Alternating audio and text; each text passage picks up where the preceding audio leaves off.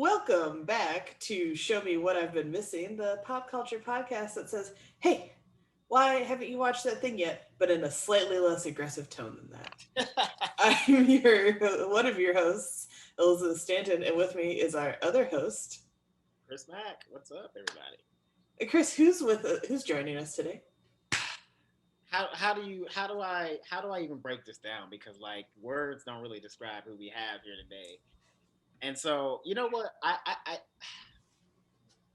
just want to say this is somebody that I've met recently, and I just knew that we were gonna have a connection, and I knew that we had to bring her on the show. So I want to introduce everybody to the wonderful Olivia. How are you, my friend?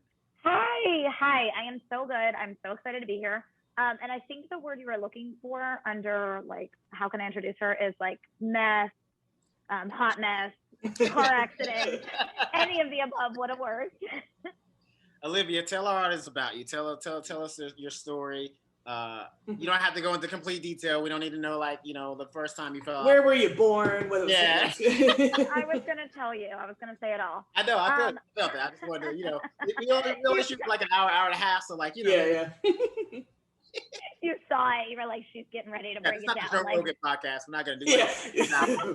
Boy, isn't it? I scold him about Joe Rogan nonstop, and I'll never stop. So I am new to LA. I've been in LA about 6 months. I moved here. If I had to like sum it up, it'd be like to be famous. I don't care how, just in any way. I do stand-up comedy. I act. I write. But I'm probably best known as being an influencer. Nice. Yeah, I love pizza. I love frozen yogurt. I love dogs. Those are like the bullet points, really. Like, you know as much about me as I do now. Hey, well, I mean, the self-awareness is always a good thing. We appreciate that here on the podcast. We'll repeat it at the end, but just up top, where can people find you if they want to find you on the internet in a healthy, normal way? Right. Damn, no one's ever gonna get to those photos of me. I post. Instagram is my jam. Oh, that means you're old when you rhyme things accidentally. Yeah. God, it just comes out. It happens to me a lot. Yeah. Instagram is the best place to find me.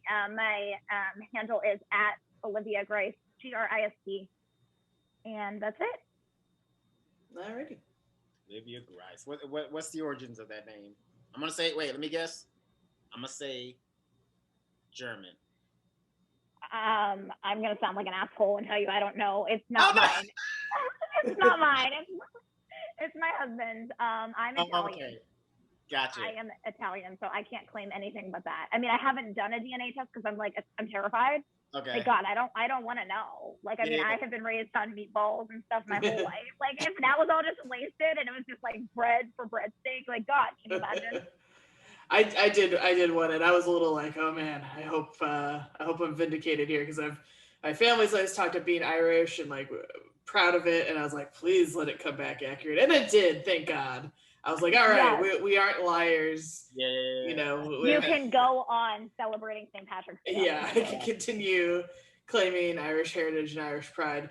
And plot twist, it updated recently and was like, oh, by the way, you're like also mostly Scottish. And we were like, that's new information. So that opened up like a whole can of worms. Nice.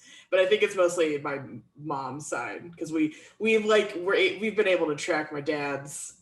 It's a whole. That's a whole separate podcast. I could nerd out about the DNA. I'll stop now before I'm like. See, then they actually migrated from. Yeah, Pump the brakes now. That's changing on our audience right now, Elizabeth. Yeah, for a while, so we can't. No longer a pop culture podcast, all about history and DNA. I'm sorry, Olivia, we lied to you. Damn, I'm not gonna have much to talk about here. Although I did do one for my dog, and so I have knowledge about that. Oh yeah, my friend did one for her dog too. Wait, stop it. Wait. Come back, because y'all said that too casually, and I just really want to make sure that I heard what I heard. y'all do like a 23andMe for your pets? They can, yeah. This is a thing that's happening in the world. Yep. It's a real thing. And I'm just wondering, like, how am I still poor? Because everyone makes money off everything. God. I have a cat. Somebody in the world was like, you know what? I know Caucasians and they're gonna want this, and white bitches want to know what yeah. Dude, you could do one for cats. I have a cat, and I was this close, but I'm like, it's just gonna come back and say cat. He's not a special breed. He's just a cat. And that's also my thing. Is like I'm always skeptical, so I'm like, okay. Like with humans, maybe I believe because we have been working with DNA humans since like the 80s. So like maybe there is some truth to that, and they're like telling you all the origins and they can really figure out where you come from. But like I feel like pet DNA test is like a new thing. So are they making this shit up? Because I feel like they could say that your dog has all these mixes or from this origin, but like, is it 100% true? Do we know? Probably no. Probably not. I'm gonna go with no. Yeah. Right. Because like I'm gonna say no. Yeah, because I feel like none of us are into like forensic science or anything from what I can tell. I know. Like they can just tell us. Oh, you don't get that from me? You don't gather that? No. Maybe you can do it on TV. I can see you playing that on TV, but I do look cute in glasses, so I mean, yeah, I think I could play it.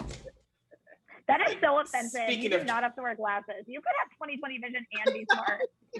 God, so demeaning of me. Everybody. Yeah, rude. I'm wearing glasses. God, I know. I'm sorry. No, you're fine. As I say, speaking of cats, my cat made a quick cameo. I am so jealous of cat owners right now. So like, I've always been a dog person, but ever since the world turned to Zoom, like everyone's cats are always like in their frame and like their tails are like whisking around like easy breezy. And I'm just like, damn, I want like a little, side entertainment piece when I'm not interesting on here. That happened during a work meeting on Friday. So we were going through like the next week's like assignments, and then my boss just went, "Elizabeth, your cat." And I was like, "I know," because he just kept kind of going back and forth across the screen and like almost sticking his whole butt in the camera, but I was like trying to kind of guide him. You were guiding him off screen. Yeah, I'm like, at least not put your whole asshole in front of the camera. The cat, he's like, "No, attention here right now. This is where your eyes are, so this is where I'm going to be." But speaking of assholes and cameras, that's a perfect transition to the movie we watched for today. Yes. So we watched the 2016 film, Why Him? Yes. Starring James Franco, Bryan Cranston, Megan Mullally, Zoe Deutsch, I believe is how you say her last name. Yes. Those are kind of the big four. Keegan-Michael Key as well. Keegan-Michael Key and Megan Mullally. Oh, I said her. Yes, you did say her, didn't you? Mm-hmm. Yeah. I didn't hear that part. It's all good. Someone else. Yeah. And also was written by Jonah Hill, which I didn't know. Had no idea. Yeah, I was reading the trivia, and so the basic premise is Bryan Cranston is Zoe Deutsch's dad, and he shows up to meet James Franco, her boyfriend, and immediately hates him and doesn't like all the things he's doing. And according to the IMDb trivia, that was inspired by Jonah Hill dating Dustin Hoffman's daughter. What? And then being asked to go on vacation with like the family and being like, "Oh my God, Dustin Hoffman's gonna hate me." Wow. That is great. And that's great information. Wait, it's so okay. First of all, this is blowing my mind. One, that's a great piece of trivia, and two, I feel like I've never heard of Jonah Hill dating anybody in Hollywood. Like I feel like that's never been a story. You know what I mean? So no, I feel like he's very low key. He's very private, but I believe he's dated like. What a waste of fame! I know, right? Like what a. Actually, I shouldn't say what I know, but. Whoops! Almost got messy. Mark that down for the edit. Yeah. No, but as far as I know, like he's definitely dated, but yeah, like he just keeps it to himself. And then he's also palling around with Leonardo DiCaprio, but he doesn't, I think, indulge in the like. Yeah. I only date women half my age situation. You gotta respect him for that. Yeah, for sure.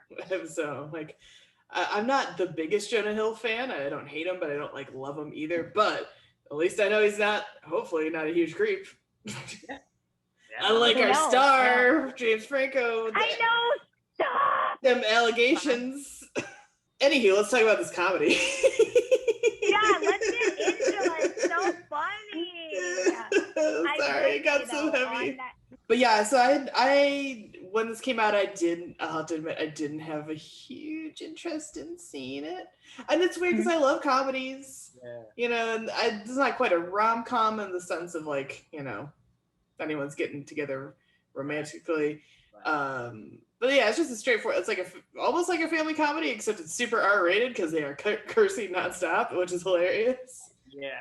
Oh my God. Yeah, it was a lot. I mean, I watched freaking Django, so I can't. Yeah. That movie's fraught with it, but like, yeah, it was. That was kind of the biggest thing to me was like, so you know, we kind of get a glimpse of what James Franco's character's personality is like from the the FaceTime conversation at the beginning of the movie, and so like it's a little crash, but it's like okay, maybe that's just their relationship. Like maybe they are used to that kind of talk. But then like we fast forward and we get to the birthday party at Applebee's, which is so like business-y Caucasian. So perfect. Like, it was like I'm from like Michigan. Applebee's. I was like, oh yeah, here we go. Franchise restaurant. Boom. Yeah. Boom, like everybody's in blazers and fucking like business cash. Even on like a night off. Like it wasn't even like a corporate party. This was like a regular, hey, we're friends, this is your birthday, and they still look like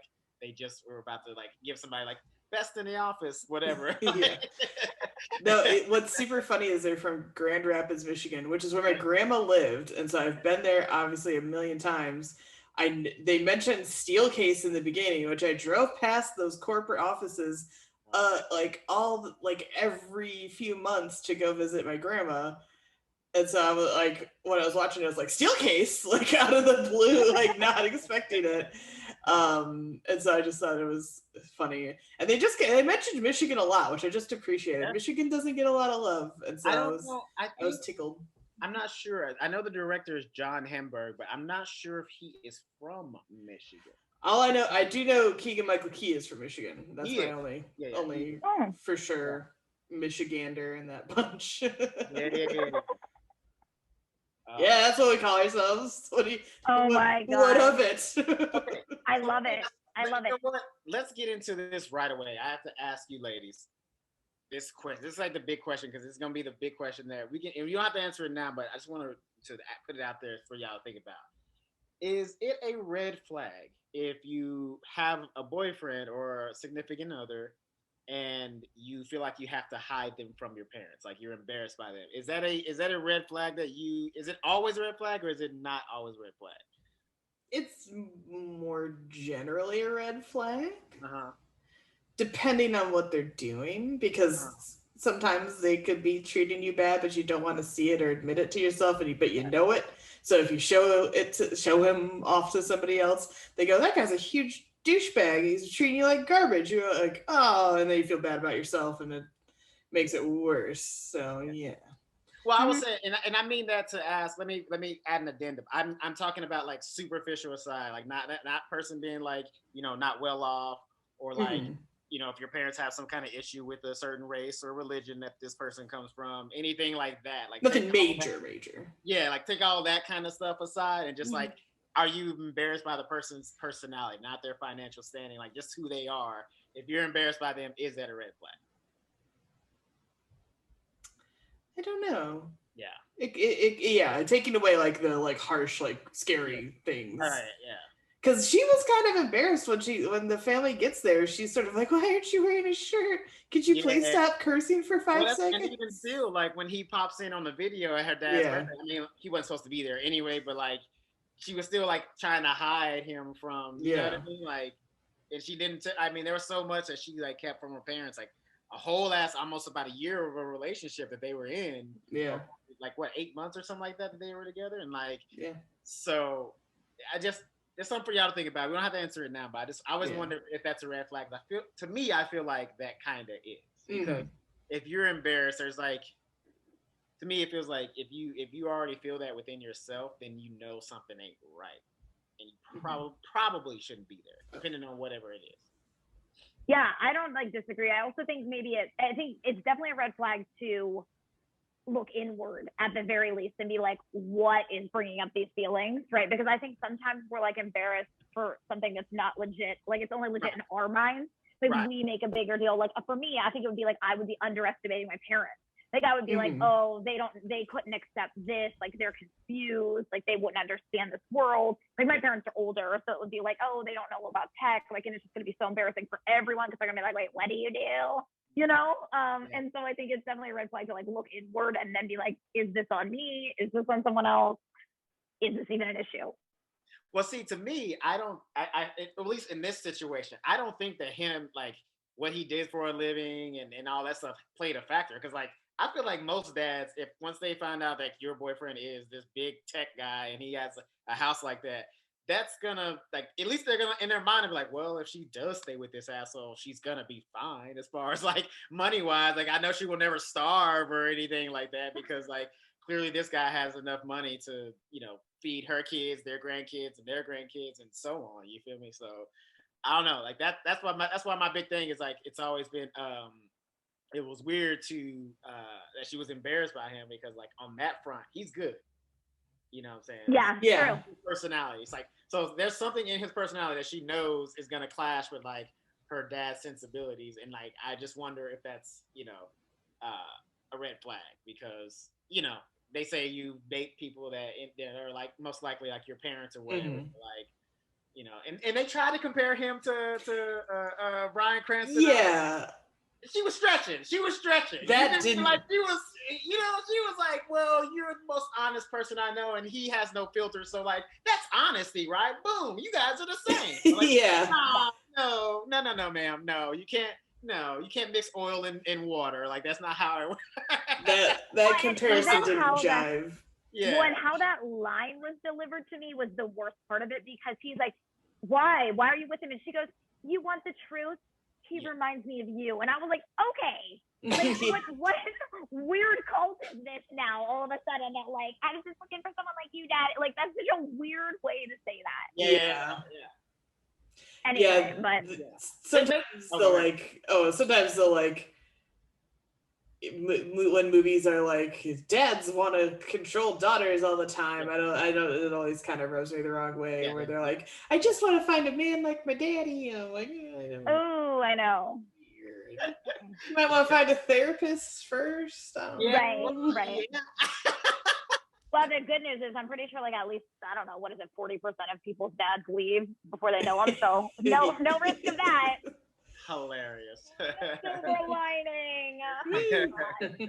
No, you know, I thought that was weird too because like, but you know what? They actually not take it back. It makes sense that she would be with somebody like this because she said she was 22. I was like, this is a 22-year-old move for sure. Like this is you know what I mean? Like regardless if they get married or not, like, you know, I feel like they probably, I mean, because, you know, it's kind of implied that they might be going that direction, but like, you know, they kind of leave it open in the end. But like, I feel like this is definitely not going to last. Like Bryan Cranston has nothing to worry about. You know what I mean? She's 22.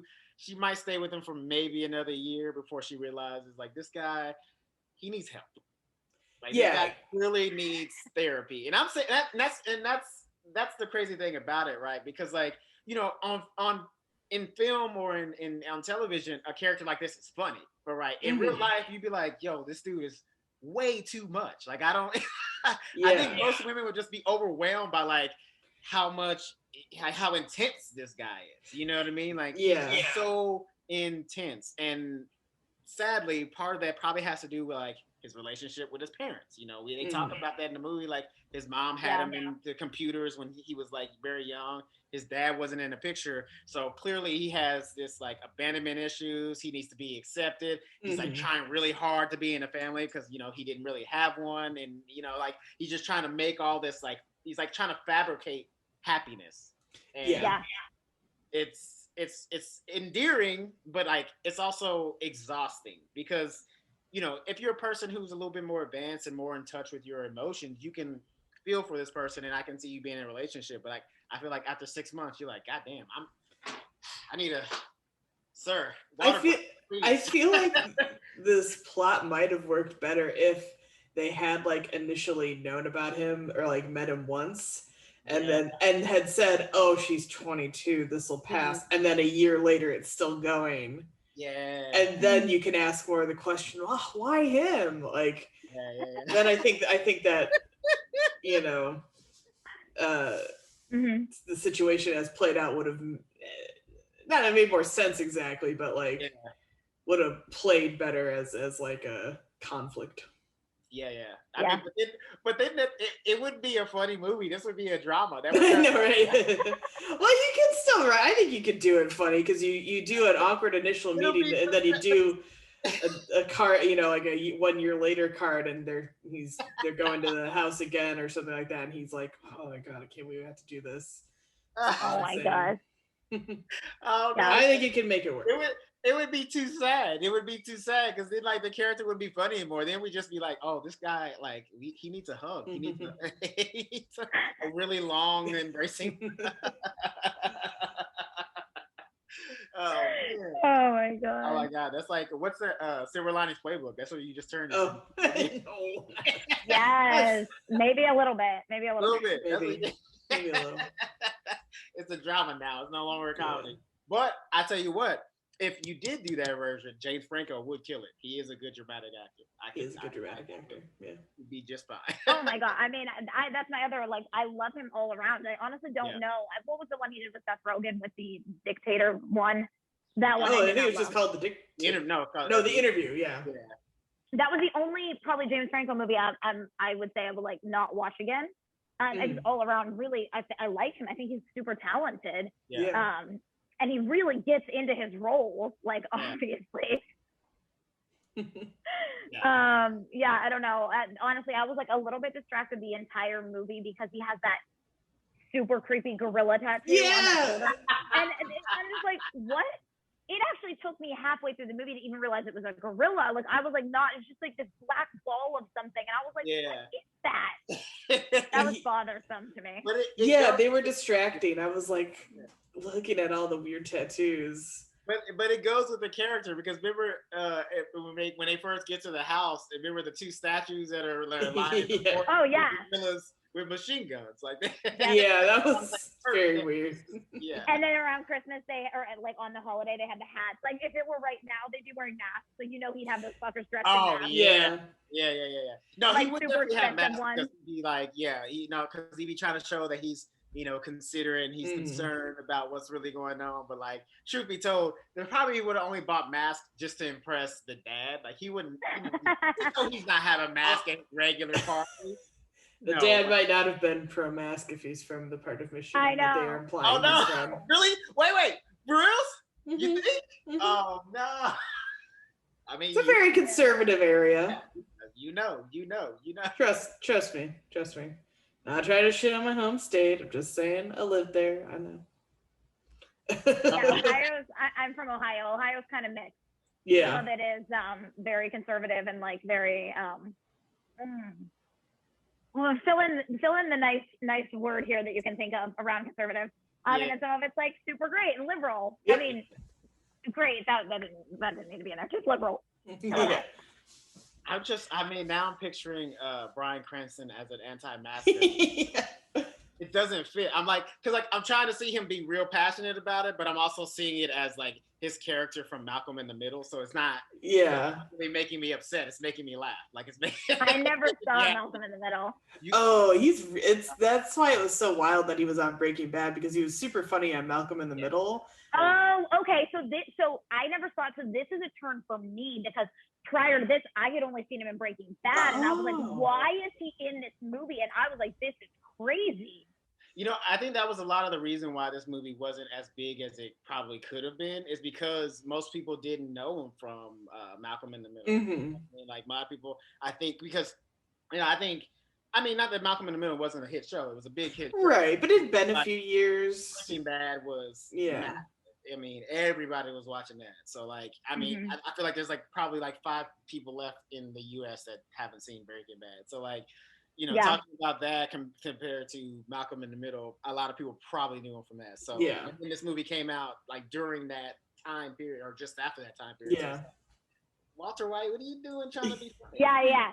Like, what's Walter White doing in like a family R-rated comedy? Yeah, like they're like, you're watching this. It's like, so when does he start making meth? Yeah. Right.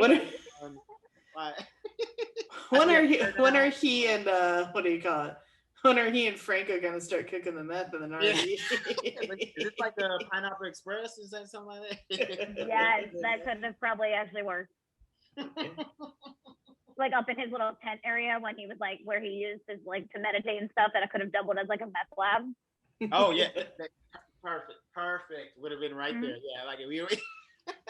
Yep. That would have been a weird twist though. Like if you walk in and So weird. It's like his little yurt, and then all of a sudden, that equipment. You're like, time out. Hold on. When did it transition? who made this choice? Yes. And then you have like Kaylee Cuoco in there like announcing like this is the meth lab. Welcome, you know. It's Blue Dream, baby. Blue Dream. I did love that she was in that, like her voice. I feel like it was like she's one of those very distinctive voices, and so it was like fun to hear that. Yeah. Yeah. It would have been hard to mask her voice or try to say somebody like nah, that's Kaylee. Like everybody would be like, no, that's Kaylee. So when they kept calling her Justine though, I was like, oh, her name's Kaylee, and I was like, oh right, it's the Siri knockoff thing. Yeah. I bet though, if I feel like this, because I don't know Hollywood in and out, but I feel like low key, if they like kept her name and then her voice, they probably would have had to pay her extra money. So that's probably why they probably maybe the character. You know what I mean? Because you can't Kaylee. You know what I mean? Like she'd be like, you said it like 150 times. Yeah. Right. It's gonna need a few more zeros on this contract. Yeah. Like you say it a lot. I read the script. It's like, yeah. Well, yeah, true. You know, $1 million an episode. That quote's probably pretty high. You feel me? You know. But speaking of celebrity cameos, the one that made me absolutely go, "What?" is freaking Elon Musk. I know. Oh my god. So as of recording, it's perfect time. Go, please say it. I was gonna say, as of recording, he is hosting Saturday Night Live tonight. So none of us have seen it. And when you're hearing this podcast, none of us have seen him host SNL. Frankly, I don't really intend to watch it, but whatever. That's just me. Yeah. Well, I'm not going to indulge that nonsense. I feel you. But I can tell you what, if his little stint of what he did in this movie is any indication of what he's going to do on SNL, it's going to be a beautiful, scrumptious disaster. It's going to be so bad. He has like 4 lines and he's like super stiff. I want to say it was robotic, but like that's kind of an insult to robots because like you can actually build them with a personality now. So like I don't even know what you would call this is like he has the personality of like a mythological being that like created everything. You know what I mean? Like this, I feel like if you that old, you don't have that much of a personality. Like you just know that you created like life forms, and that's all you feel like. Don't give him that level of power. And I shouldn't say that because he probably already thinks that's what he is. Yeah, that's what he is. Like, because that's all. Every time I see like an ancient being in like a movie and they have like a whimsical personality, I'm like, that's not how they would be. They'd be very removed. They're not watching Seinfeld. Yeah. They're not gonna start telling fucking bits. Like what they. They're very removed and remote. Yeah, and very alien, which he kind of acts like. Yeah. Did you guys see the promos at all? I happened to see them. Tell me about it. I didn't, but I just read an article, and all it said was like he promises to be good-ish. Yeah, and he was like, "I'm a wild card," and it's like, oh no, it's like the boss coming to like the company like hangout in a weird way where he's like, hey everybody, act chill, you know, I'm relaxed and I'm a chill guy, I'm not secretly spying on all of you or going to use anything I learned about you at this he's like the boss that got invited to the birthday party by accident. Like, heard like every episode of The Office when Michael Scott sees like an email that there's a barbecue. Like, God, now we have to cancel it. He is sort of Michael Scottish. He heard about it in a way. Like, oh, you guys are having a party? I want to come. And they're like, well, we can't not invite him. boss, we could get fired. Like, and then he actually comes. You know what I mean? Like, oh shit. Yeah. And then someone's like, the only thing for us to do is for us to all kill ourselves. Just like trying to make it, and that's when you try to like make it the most boring party, but then he has a blast anyway, and you're like, God damn it, he's gonna beat every single one of them, like, because it's right up his alley. He's bland and boring and barely human, and then he's like, oh yeah, we're having a great time. No music, just the wind blowing and burnt hot dogs. Oh yes, this is awesome. Yeah, that was I wasn't a fan of seeing him in this movie, like, and God, it was like it even looked like low key when he was delivering his lines, he was reading them off a cue card. Like, I'm telling you, this is exactly the preview of what we're going to see on SNL. It can't get any better than that. It can't. I mean, it was 5 years ago. Maybe he's been working on self-improvement. Between when? Making cars that blow up and fucking spaceships that blow up and flamethrowers that people are buying and tunnels you can't escape from. Yeah. You never know. He get a weird fucking formula that's gonna give him a complex, and he's probably gonna grow up to be a mass murderer because his dad named him a fucking formula that nobody can pronounce, and no girl wants to fucking date him because they can't say his name in bed. Yeah. When is he gonna take time? When did he take time to make? Listen, on his travels to Mars, maybe. I mean, it's a long flight, right? I mean, you gotta run out of reading material at some point and just be like, I need to reflect. You know what? But he's not the one going. He's happy to let people crash and die on Mars, though. Oh, yeah, he's sending them first. Yeah, he'll watch and wait and make sure everybody gets there safely first before he ever goes to Mars. I don't know who the fuck these people are that want to go to space anyway. Like, I get it. Like, Earth kind of sucks. But, like, that is not a desire of mine. Like, if in our lifetime people are going to space, nope. Yeah. I like the idea of, like, the things that they're trying to do. They're trying to make, like, orbital, cruises, like, you know, like, they make that like a normal thing. I would be down for that. I'll do an orbital cruise or whatever. You know what I'm saying? Like, but like, you tell me you want to take me all the way to like the moon? No, like that's too far. That's too far. I'd probably go to the moon. That's way too far. Like that's far enough to where like if some shit goes wrong and I end up outside, I'm fucked. Like it's it. I'm going to oblivion. There's no. At least I don't in orbit. If I fall out, I'll die, but at least I'm falling down to the earth. At least I'm going back home. You feel me? But you could end up in some random galaxy. You never know. Yeah, that's what I'm saying. Like, nah, fuck that. I'm good. I haven't even been to Bali yet. Like, I am good. I feel the same about the ocean. I'm not trying to go that deep. Like, I'm good. I'm good. Yeah, no.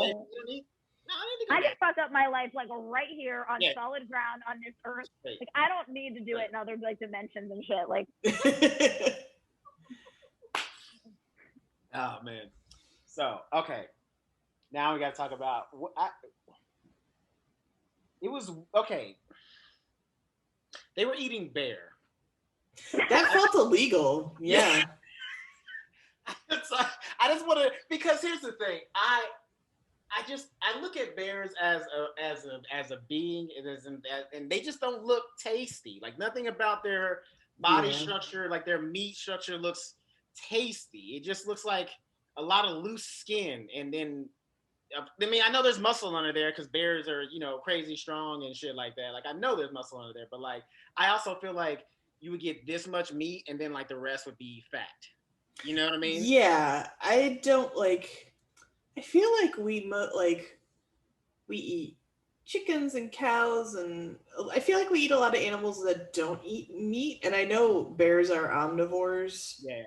I don't know. It mostly just felt illegal because I was like, if he's like, he made the point of like all the animals are like on the property, so that meant he had a bear somewhere on the property that he then killed. I didn't care for that. I'm a vegan. I don't eat any meat, so like I don't love that they were eating any kind of animal. But I do think it lends to a really funny scene the next day in the toilet part where he said, "My stomach's upset," and then he said, "I think it was the bear," and then what's his name? Gustav. Is that his name? And then he says, "Oh, it's definitely the bear." Yeah, and I it was was just like, absolutely- yes, Yeah. that line is like, and that's what I line. mean. Because like, if you eat like a really like, I don't know if you remember, from time if you were eating meat before, but like, if you eat like a good piece of fatty meat, it does kind of go through. Yeah. Like, because there's a lot of gravy, there's a lot of fat, there's a lot of, you know what I mean? So like, and a I little saw rough on the tum-tum. Yeah, they were cutting bear meat with scissors like that. That was such a weird detail, but I kind of liked it. Yeah, they were cutting it with scissors, so it had to be like tough to get through. I feel like if you need that kind of, leverage to get through it. Yeah. So I think so. I was like, it added to the eccentricity of him, like that he's not using a knife, he's using scissors. It's just a good weird detail. Yeah. Yep. That I could appreciate. And then as soon as they said that moose is suspended in its own pee, I was like, well, that's gonna explode in the third act. And sure enough, it was Chekhov's moose piss art piece. It had to be destroyed by the third act. Yeah. Had to. Yep. Yeah, I do love though that he's yelling at him. He's like, "Parkour, parkour!" And then that's when he like jumps up. Yeah. I think that's. I couldn't remember. I've seen that movie a bunch of times, but I couldn't. When I rewatched it for this, I couldn't remember who it was that broke the moose pee art. And I'm glad that it was James Franco himself. At least he broke his own art. So then I would have felt bad, someone else. If you like threw like Bryan Cranston into it and then it or something like that, which that would have stuck. That would have been. It's a gross gag that I didn't particularly care for, but it would have been like not as good a gag if Bryan Cranston had been the one to break it. It kind of had to be Franco. Yeah. Yep. Matter of fact, I love Keegan's character, by the way. I did like so much. Was the best. So much. He was the best. Like the random attacks throughout. Yeah. Yeah. Like, I thought it was gonna get old, but it didn't. I could have used more, to be honest with you. I could have used more attacks, like 2 more scenes, because especially the second scene when he attacks him and he comes out of the bush and he throws a chicken at him. Yes. The quickness that he knocked, I was like, that chicken's dead. I don't know. we just moved, we like blew past that. Like he just chopped that chicken right out of the air and like came at him. I was like, oh, he just killed a chicken and now they're doing parkour. It was and then is that the same one where he jumps off and then he snaps right into the statue? Yeah. And then he goes, I thought I was gonna make it, and Gustav goes, you always do. Like I think that's happened so many times. I was like, yes. I liked their weird relationship because I like that he calls him Goose all the time. Because I like when he talks to Gustav even tries to like give him advice about the proposal and stuff in the pantry, and they have like the talk, and then James Franco tries to like strangle hug him and they fight, and he's like, I appreciate you turning that nice moment into like an opportunity to attack. That was very smart. I was like, oh my god. But you know what though? That was kind of that moment where like you get like they're real friends. That was like a real friend. That was like a real friend moment, especially like a guy friend moment. Like that was definitely like, you know what I mean? Like because it was like getting a little too tender for him, and he was like, you know what? Let's break this up. I gotta we gotta do some man shit real quick before we start crying on each other.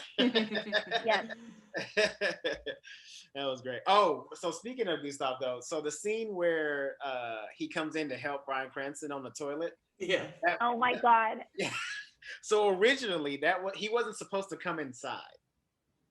The director was like, he was writing the scene and then he was like, wait, I have 2 great comedic actors. What if I bring him inside and then make him do the repairs like right in his face?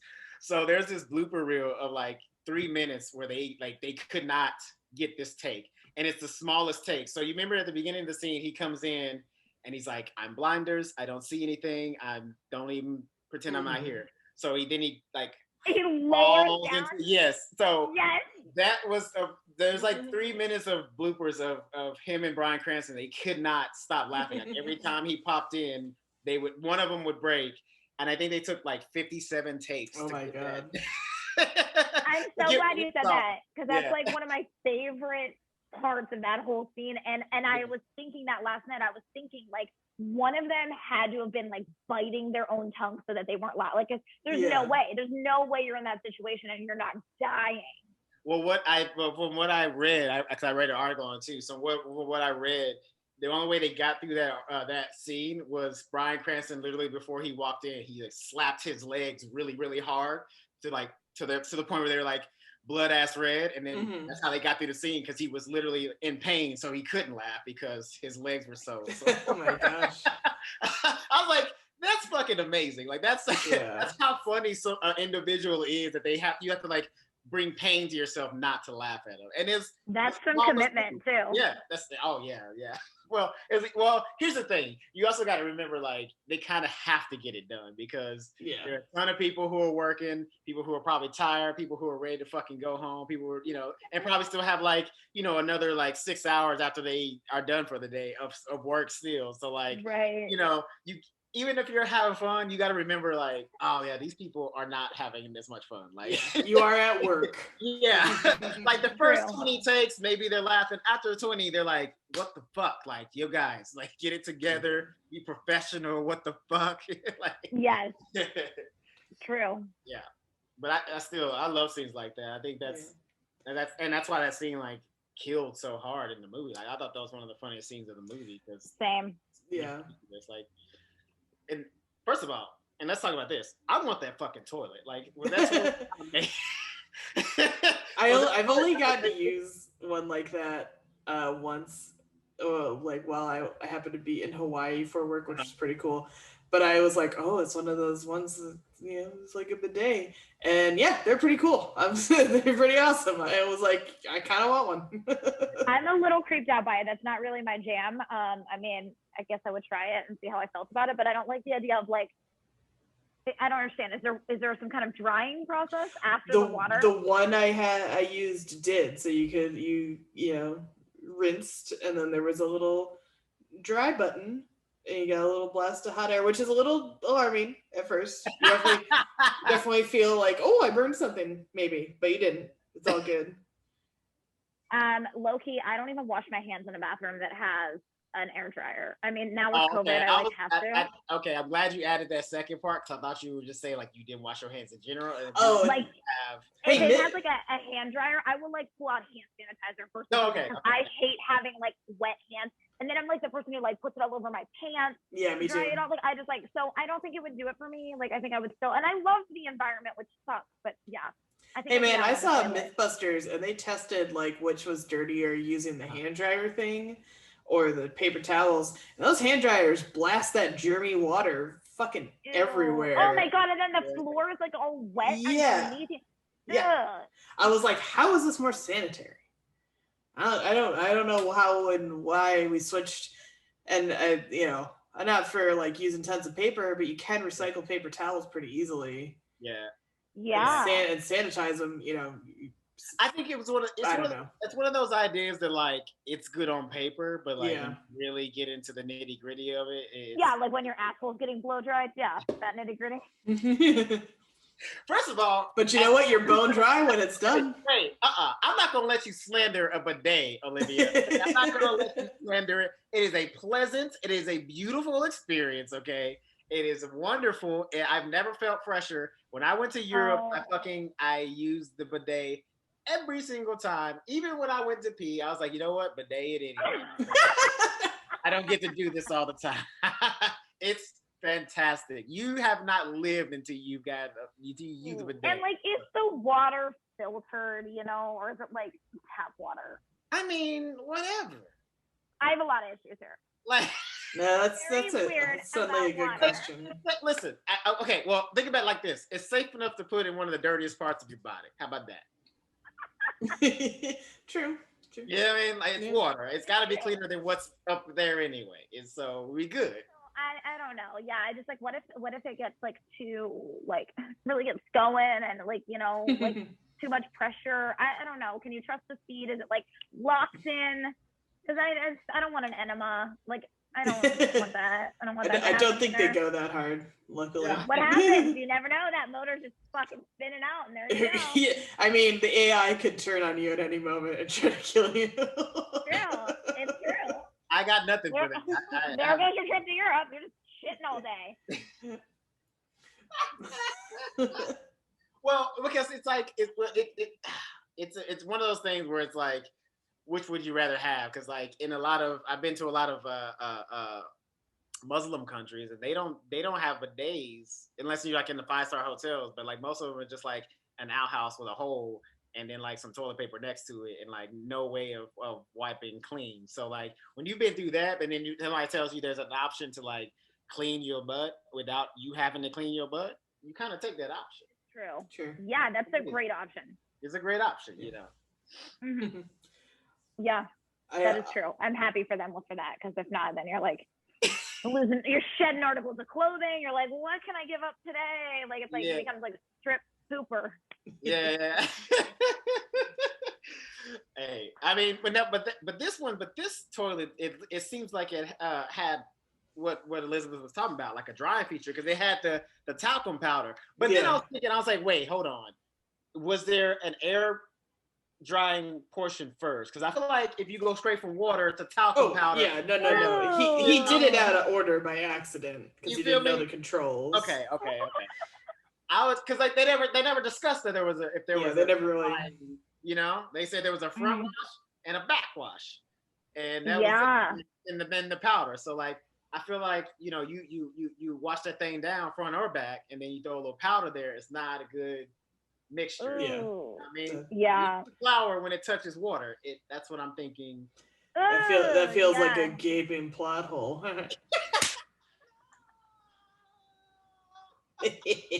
Oh no. Listen. Yeah. Oh, yeah. Oh, that makes me just feel. Moving on from the turlet. I actually, one of the scenes I did really like was when Megan Mullally's high and trying to get him to have sex with her. That's one of my favorite scenes in this movie. The funniest. Well, first of all, I've always had a crush on her since Will and Grace thing. I thought she was like so hot. I don't know why. She looks amazing. She was so good. So good. She looks so good in this movie. And then like what I had my crush came back when I heard the song that was playing when she walks in, because she's playing D'Angelo. Yeah. I feel like Megan Mullally herself picked that song for that. You know what I mean? Like I feel like it's kind of her alley. She would totally be into that song and play that to like get in the mood. According to the IMDb trivia, that scene was not originally in the script or planned, but during rehearsals she pitched that and said we should do this scene after the party. I love that. And that's why she's so freaking good. She's so funny. She got this great bit in the movie. I love it. Nick Offerman is one of the luckiest men on the fucking. He really is. Like, holy shit! How do you have a wife that's like that talented and that funny and that awesome? And I haven't heard any kind of like scandals on her or anything like that. Like, they like. I think they do like a podcast from their bed or something really adorable. Like it's not meant to be. Yes. It's not meant to be cutesy like that, but I just think it's cute that they. I don't believe it's inevitable. How is it not? I don't believe in soulmates. When I see those two people together, I'm like, okay, maybe they might be. Yeah, it might be. It might be. Until I saw Megan Fox and Machine Gun Kelly, and now I'm like, oh. Those aren't soulmates; they're twin flames. Know the difference. Oh, I love them. This is what I hope for in my life one day. You know. Something like that. You want a James Franco type? No. I'm talking about, not him as a person, like real life. I mean, like the actor in this movie. Yeah, I think those. I'm like a sucker for those tattoos. I think they're pretty hot. Like I like a neck tattoo. Yeah. So if you're listening out there and you have a neck tattoo, but like it has to be cute, tasteful. God, obviously. Yeah. Oh my God. So no for me. Wait, does your husband have it? Is your husband tatted up? Okay, I was not one. And you're like, babe, think about it. Every night with a tattoo gun, like just one. Just let me get one little right here. Just a little clover or something right there. No way. I'd be like, I want to say my initials. Yeah. You know. What about you, Elizabeth? Would you date? I don't know. Okay, let's ask you this. Have you dated a Laird? Because I feel like that's what you're trying to hint at. Luckily, you're not too hard. My first instinct was to say luckily no, so I think the answer is I probably wouldn't want to date a Laird. It's a lot. He's a lot. That's a lot. He is a lot. And I would get, I think, a little overwhelmed. Well, here's my thing is my thing is like now that again like I've gotten a little older and stuff like that. So like and I feel like when you're 22, you don't know or you're not really aware of that kind of situation. But like a person like that, you could totally be with them if they are taking the steps to like better themselves, aka get a therapist and like talk about their issues, because this guy clearly has a lot of issues. He has a great heart. I will say that, like, he showed it in the movies. It was very intense, like him buying out the dad's company and getting a tattoo of the entire family and all that. No, it's sweet, but it's too much. It's too much. Don't you love when he said, he's like, fuck, they put that on there because they wrote the happy holidays. Yeah. Oh my god. That did take me a sec to realize, he didn't mean for it to say happy holidays. Yeah. He said, I just gave the guy your Christmas card. Right. Well, that's one of those problems. That's one of those moments where like you kind of are endearing to him because it's like, oh, he's a little simple, but like, even still, like, yes, you are simple and that's endearing, but like that can only last so long if you're in a romantic relationship with this person. Like, you know what I mean? Like at some point you be like, yo, go fucking talk to somebody. Like go talk to a professional. You are draining the life out of me because you can't keep going like that. Yeah, you can't keep. I think it's they call it love bombing, where it's just like gesture after gesture after gesture, and you're like overwhelmed. Okay, well, I like volunteer as tribute to wear that shit out and see how long it takes. I could use that in my life. Yeah. Well, here's the thing. Love bomb away. Like it might work, but that's the thing too. It's like I feel like low key, even because a person like this character, I think he wouldn't even date. Like he wouldn't date a girl who's a gold digger because he even said it right. He was saying like the girls in Silicon Valley, like they don't date you because like, so he wouldn't date a gold digger. And oh, sorry, what's her name in the daughter's name? Stephanie.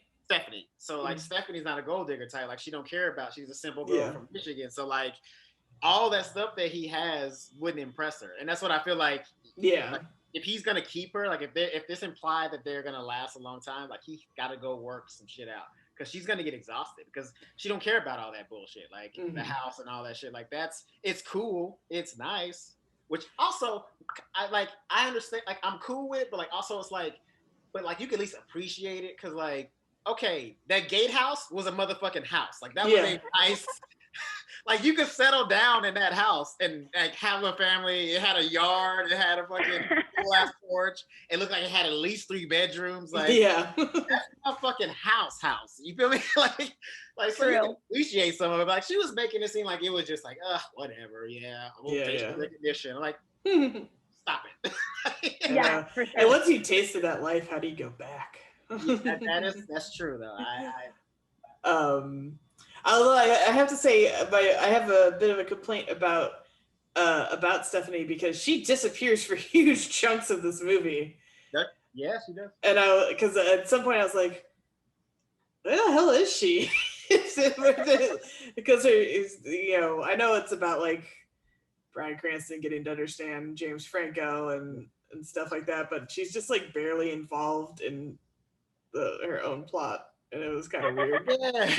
Well, yeah, because usually you see people like actresses, like, look at a movie like Guess Who's Coming to Dinner, or that movie Guess Who, they did the reverse of Guess Who's Coming to Dinner. Like the woman and the daughter that's like bringing said person home to, or, to meet the parents, like she's usually more involved and you see a lot more of her in the movie. Yeah, you're right about that. She disappears for a hot minute. Like the whole scene where like you all have to go find a Christmas tree, there was like a hot 20 minutes. Yeah, there was like 2 full days where she wasn't really involved in anything that was happening with like her family visit, and I thought that was very, very weird. But I do wonder if there were scenes that didn't make it into like, because I mean they reference like she's like, I told mom yesterday about not going back to Stanford, and so were there scenes that were shot like it was like occupying her time that didn't make it in, or was it just implied? Yeah, it could have been both for sure. And then I mentioned earlier, like I don't love the like, dads controlling daughters stuff, and so they did kind of like nod to that towards the end when she's mad at both of them, but then she forgives them like super super quickly. She's over it pretty fast. And I do kind of like that she chose to not marry him right away and wanted to go back and finish school and everything like that. But that for her, that all felt very rushed. Like, I'm like, when did she decide not to go back to school instead of dropping out? She was like super keen to drop out. I don't know. That was late, but It was quick though, because like low key, they had just like they just had that argument, and then the parents had like literally just got back to Michigan, and then flying them in on a helicopter, like maybe mere hours after they got in. So at what point did she decide? You know what? Maybe my dad is right. They they needed that moment. Maybe like a conversation with them in the helicopter or something. Like it just all that business all felt rushed. Yeah. Which is not the end of the world, but it just was like, Well, it just kind of it made room for all the other gags, which were okay. This all kind of went on too long. Yeah. Although I did like Kiss having to stay at the house. Okay. For the Christmas party, it was kind of funny.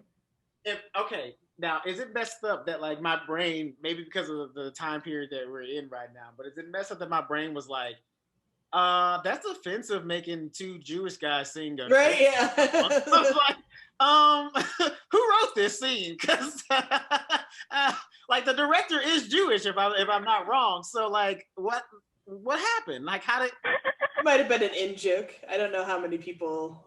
Because like no, like I think it's pretty common knowledge that Gene Simmons and is Paul Stanley also Jewish? Yeah, all that whole band was Jewish. They were all Jewish kids from New York.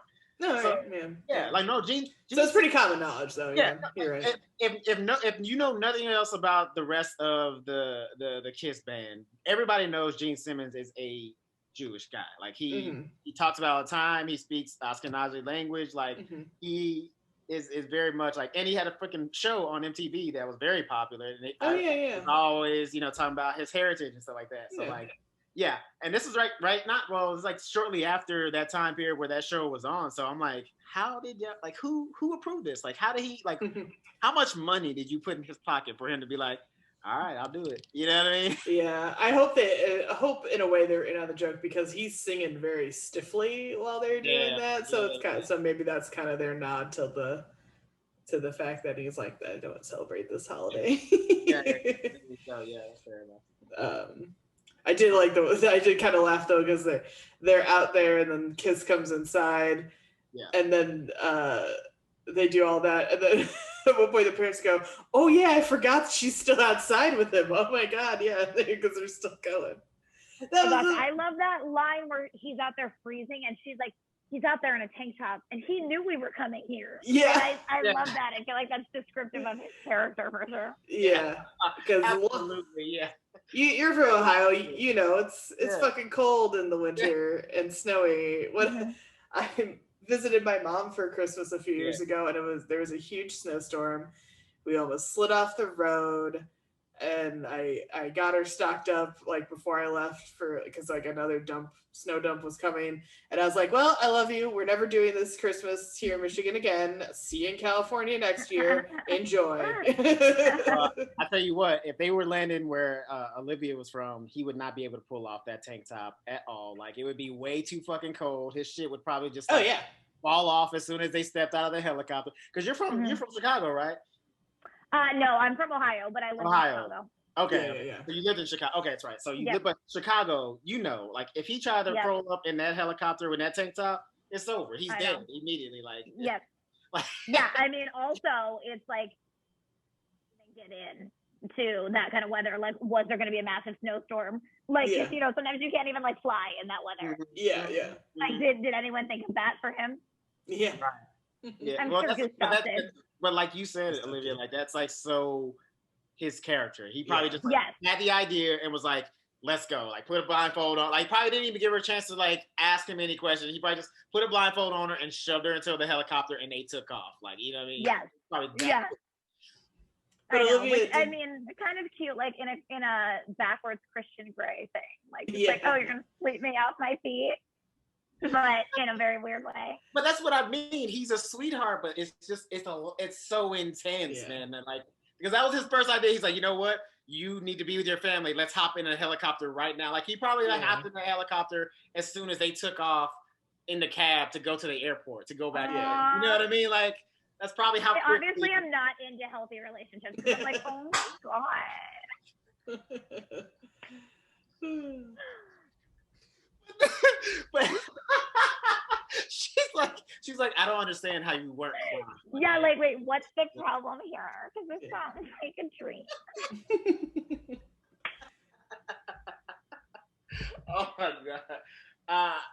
You know what though, but I'm not mad at you because, you know, as a person who is raised on rom-coms, I probably didn't have a view of romantic relationships because, like, literally most rom-coms are two sociopaths that get together and be together at all because they're both toxic, but like to us, why is that like all I'm ever searching for in life? Like I'm just like, can we be like toxic enough that we get along, but also like pretty enough that other people don't notice? Right. That's all I ever want. I'm not quite in that boat, not gonna lie, because when I was like, I mean, it is teenagers, but when I was at a summer camp, I fell off a horse and broke my arm. I had a little boyfriend at camp. Oh, I love this. And I was like waiting like at the medical hut or whatever, and they're like, "Oh my God, he's so upset." And I was like, "Oh, who? The camp director? Am I in trouble for falling off the horse?" They're like, "No, Joe, your boyfriend." I was like, "Oh, why?" And they're like, he's upset he wasn't on the trail with you. He like punched a wall. I was like, "Well, that's dumb." What was he gonna do? Break a fall? That couldn't have happened. And the romantic, everybody. The romantic. Like a cynical as fuck 14-year-old. I was like, that's fucking dumb. What the hell is he thinking? Shakespeare should have wrote this about her. Like, it should have wrote Romeo and Juliet with Elizabeth Stanton. Oh my God. What are you, a fucking moron? Now your hand's broken, you dumbass. It's cold out. Oh no. Why are you here?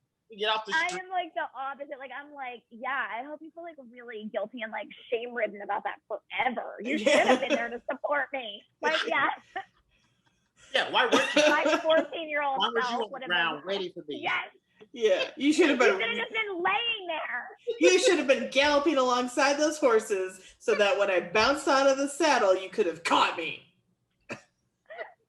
And if you were really romantic, we wouldn't be on fucking horses. I'd be in a helicopter too. Yeah. I'd be at helicopter camp, not horse camp. Yes, this is what I need. Oh, no. But yeah, I was not impressed. I think all the other girls sure were, but I was like, no, that's fucking crazy. I have bigger problems. To be fair, that's actually very healthy of you because, like, you weren't expecting him to like rescue you. You, or like, you know, be that passionate about like how hurt you are. Like, be sad, but like it's a little too much. Like, you don't need to punch a wall, my guy. Really, it's about you at that point. You selfish fuck. Exactly. Now people feel bad for you. Yeah, because now he didn't actually break his hand or anything, and I question the validity of the story. I was only being told it secondhand. Oh my God! See, but this is, but you know, we're talking rom-coms. Like, this is the kind of person that like people like you, me and Olivia, who grew up on rom-coms. I did too. We probably should have had you around so they would like brought our like, down. Yeah, it would have brought us like the real like reality. You know? You're not living in fucking stars thinking that like, oh, we wrote our number down in a book and we're gonna put it in this bookstore and like the love of our life. That's dumb. I fell asleep during that movie. I hate that movie. Yo, that movie is so toxic. I do like rom-coms and I love like a romantic, like melodramatic thing, but I'm apparently also like super practical because I just you guys, I make a romantic like show out of like, you know, the show You. Yeah, like, yeah. that is meant to showcase like how fucked up it is. And I'm like, oh my god, You're like, obsessed with her. So into her. And I'm like, I find myself thinking like, oh, it's so cute that he comes and sees her through that hole. Like, what? You know what drove me crazy was that they had that cage in the basement for all the like rare books, and he just kept locking people in there, and they would destroy the books or fuck them up. I'm like, what are you doing? You're fucking up all these books. I know you're locking people. That's almost secondary. Just for the books. He's like, who cares about the romance? What about the books? You're destroying the books, sir. And then I laughed because he was like, oh, you could totally fix these. I was like, not really. I mean, you can, but like people are gonna know. So now that we've been talking, I don't even have to ask. Olivia, would you date a layered type? Would this be your... In a moment. I'm not saying it would be like healthy for us, but like I would drag that shit out till the end too. Like we'd be like in our 90s still fighting, like oh, yeah. Jerry Springer style. And I'm like, I mean, God, if that's not the sign of like a good life. Oh my God, that's right. You know what? That's the thing. It's like, can you imagine this character being like an old senile man and having millions of dollars? Can you imagine what kind of life? No, but I know if I were her, I would be 10 years younger than him, which means I'm a little less senile and have money to spend. Yeah, you have the power of attorney at that point, so you know what you're doing. I take it. That power of attorney. Story keeps getting better. But what if he infected you? Because you notice, like in the movie, Theyre was kind of like his personality kind of infected the entire family, except for Bryan. Like he was the only one to block it, mostly because they were kind of similar in like how they like their basic like man actions. They were like pretty similar, but like. Yeah, he was intoxicating everybody. So you think if you spend that long with him, like, you know, you're talking 50 years. You don't think like maybe his personality might not rub off on you a little bit? You might become like a little impulsive with that money? Maybe, but I'm already impulsive. So maybe I'm like just seeing this from my own perspective. Like I'm just like, me and him are almost the same person, except I'm not rich and successful. And so like, I feel like it could be a good match, you know? But then I feel like he wouldn't be into me because he likes her because she's grounded, you know? Yeah, like he has that scene where he's like wearing the Santa hat and he's like, I love when you call me on my shit. Yeah. And he's like, he's so into her in that moment. And I'm just like, Jesus, I can't win. I would never do that. I'd be like, you're right, baby. Well, he is like, he's one of those people that's like begging for a structure. Like, I think it goes back to like that family life that he didn't have. You know what I mean? That structure. Like, you only get that kind of structure from having like a good family life. I don't like, you know, the stereotypical like nuclear family. Right. But just a different side, but just some sort of family. Yeah.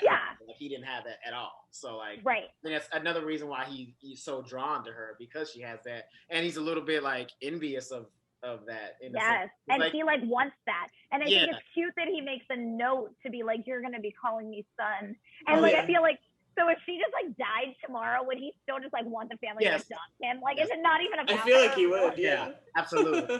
Yeah. He's like, no, I made a promise. We pinky swore.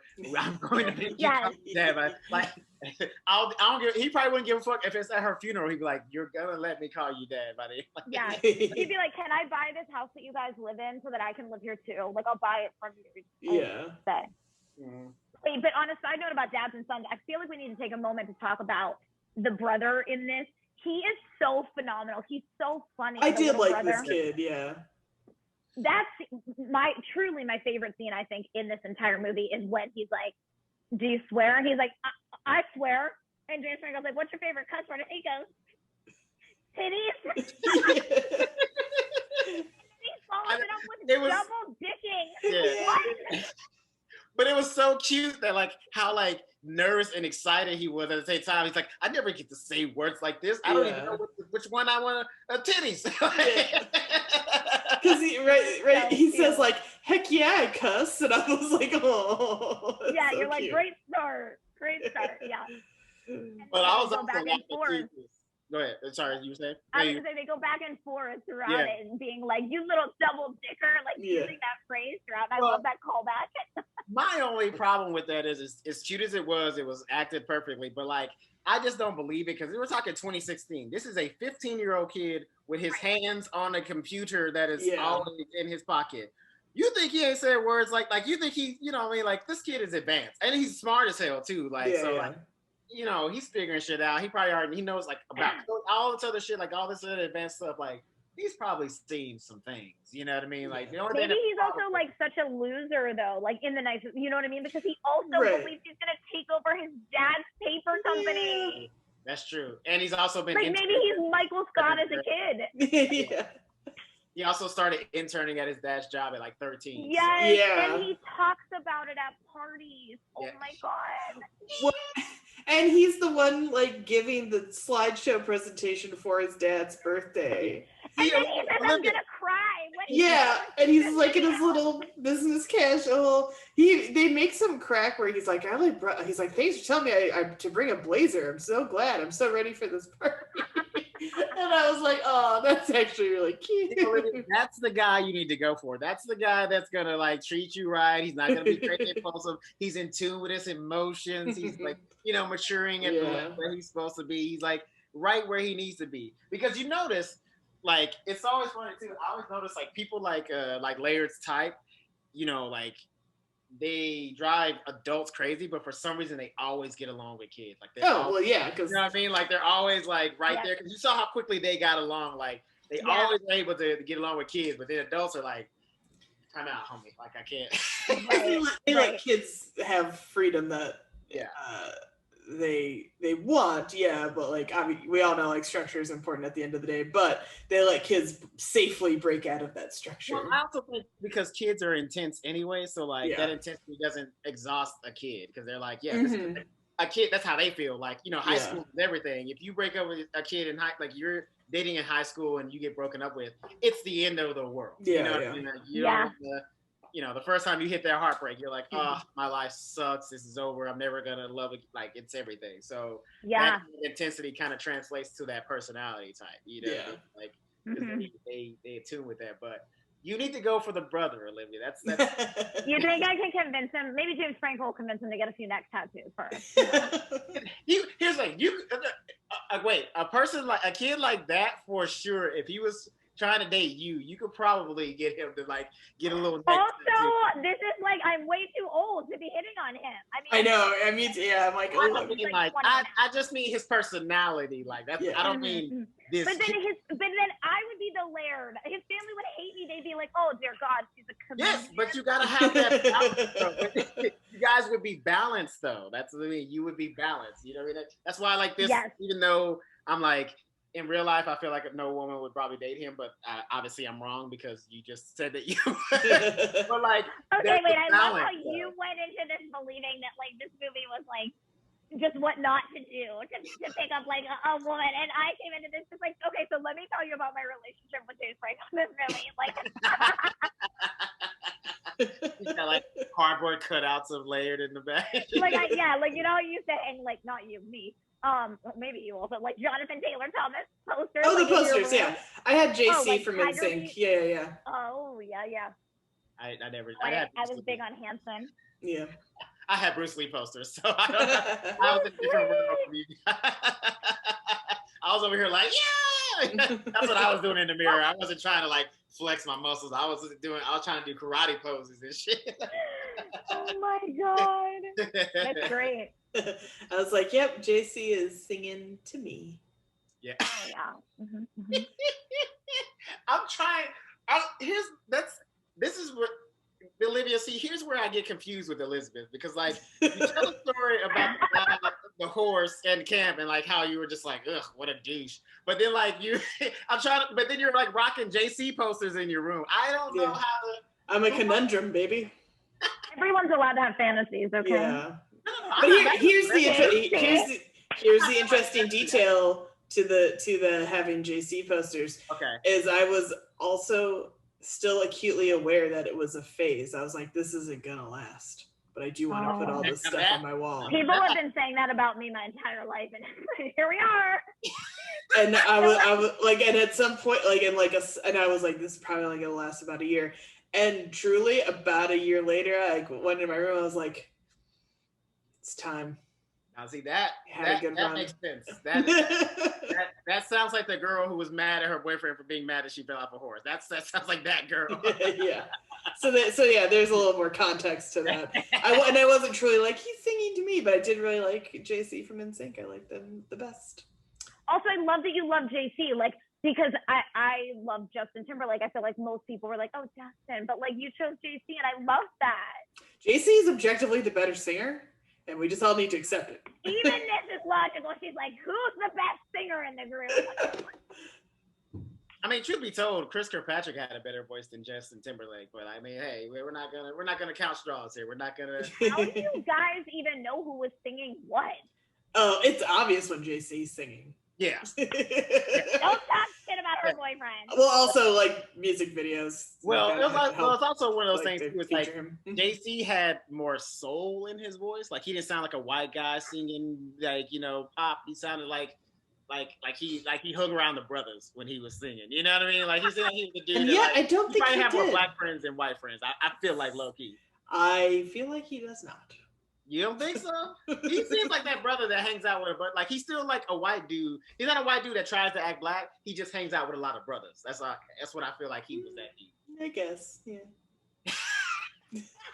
I mean, as far like if you gotta remember too, if we're talking like people he's dated, he's had more of a diverse women's set that he's dated than JT. JT's only dated white women.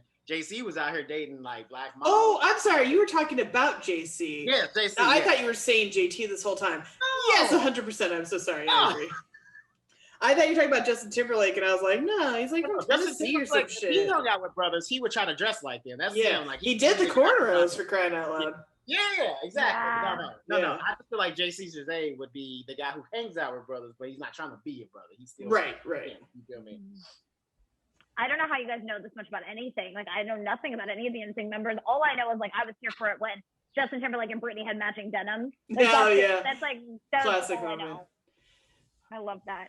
That was crazy. That was wild. The shit that they were able to get away with as stars in the fucking in the world. Like, no one should ever wear full denim outfits. That should be illegal across. Oh, really? Damn. I guess I should get rid of mine.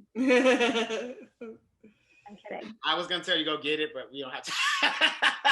I'll save it. We'll do it. We'll do a special podcast. We'll do, yeah. So, all in all, how we feel about this movie? Let's wrap this thing on up. Okay. Well, apparently, so the less logical member of the group here. I mean, what are we doing? Are we doing like stars? Oh no, just however you feel. Well, I love it. I mean, after everything we've been through, I'm still like, okay, well, I love it. I agree. I think the big plot points for me that changed a bit were I don't love this like controlling mindset of the dad and even Theyre a little bit. Like, I don't think it was intentional on his end. I don't think it was intentional on either of their ends. But just seeing it from a different perspective of like 5 years later, being like, you guys could have been like a little less intense. But you know, I mean, I'm glad it came out with a resolution. I think you said that. Like, I'm glad she didn't marry him right off the bat. I mean, I think they definitely still did, and I think they're still like having their own drama together now, and I love that. But like, I'm glad that it wasn't just that story of like, oh, girl gives in, and just like, you know, it's not her story anymore. So I love that, but yeah, I don't know. It didn't. It's not my favorite. I didn't love it. There were parts I liked.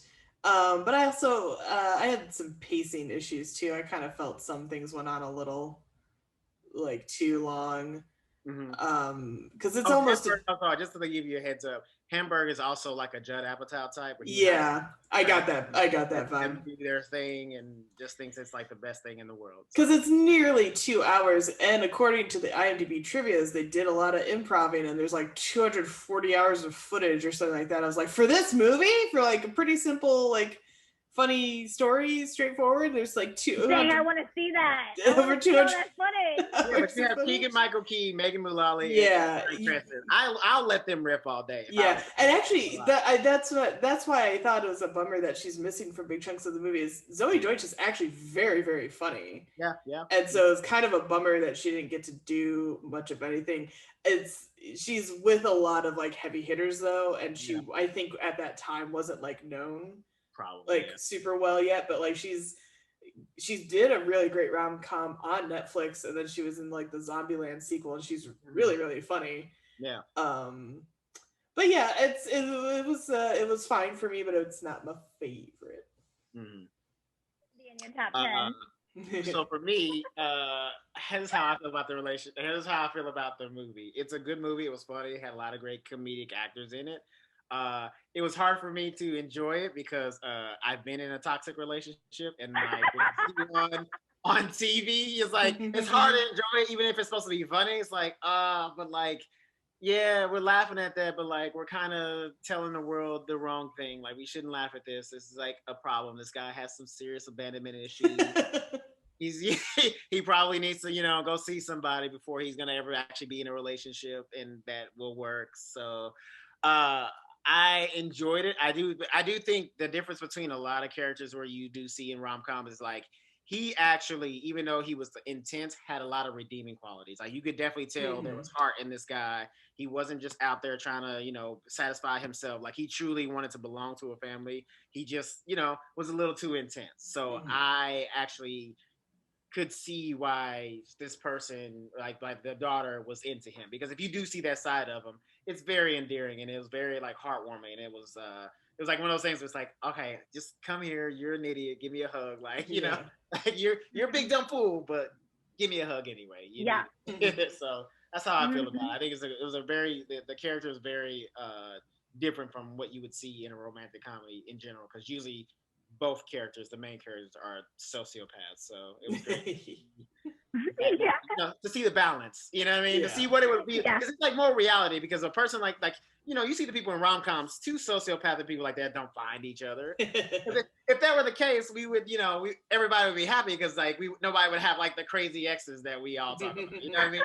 If that's how it happened in real life. So that's why I like this movie, because it was more set in reality. Because truthfully, a person like that who's that intense would be more drawn to a person that's more structured and more tight knit. So I did enjoy that aspect of it, because it was very very real. So that was me. Boom. Well, Olivia, where can they find you on the internet? As I said, we'll repeat the information one more time. Where's a good place to find you on these internets? I'm sticking my guns and going for Instagram. I have like all these other little spin-offs. Like I try to do TikTok like once every 3 weeks when I get inspired to feel young again and like learn a dance. And says, no, go, well, my knee's been hurting since the last one. So let's go for Instagram. It is at Olivia Grist, Grist. That's it. Chris, where can they find you? They can find me on Instagram and on Twitter and on Venmo and on Cash App at Mack Diddy Combs. That's MackDiddyCombs. If you find me on Instagram, you'll see my face. It's the same face you're seeing right now. If you can't see my face, just remember how I spelled it, and you'll be good. And you can find me on Instagram and Twitter. I'm more into Twitter myself.